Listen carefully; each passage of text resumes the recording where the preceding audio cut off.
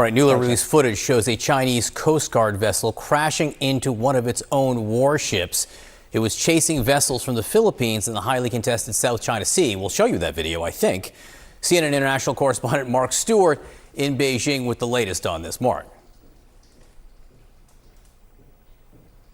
Yeah, hi, John. I will tell you this. Anyone who lives in this part of the world, we all know that the South China Sea is a very volatile part of real estate, and what happened here certainly had the potential to be much worse. Let's watch this video together, and you will see this Chinese warship colliding with a Chinese Coast Guard ship. As you mentioned, they were chasing some boats from the Philippines.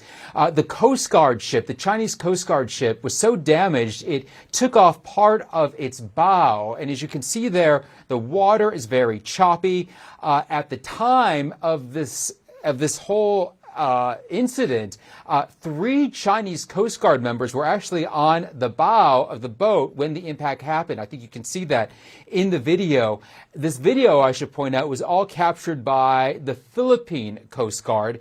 And according to an official from the Philippine Coast Guard, they were being chased at a high rate of speed when this happened.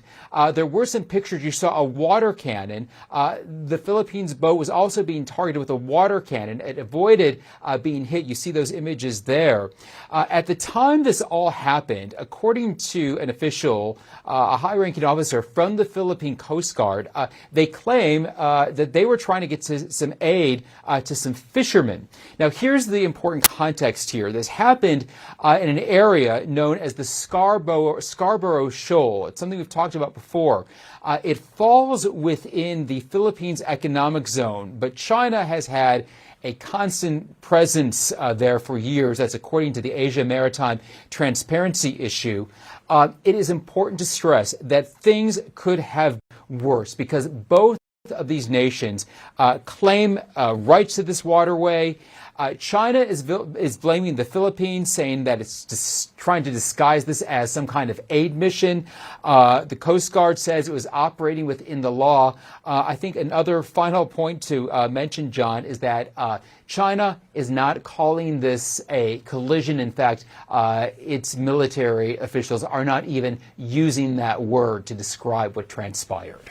Well, I mean, doesn't change what happened, what they're calling it. Those ships certainly ran into one another right there on the high seas, and that footage proves it. Mark Stewart, thanks so much for being with us.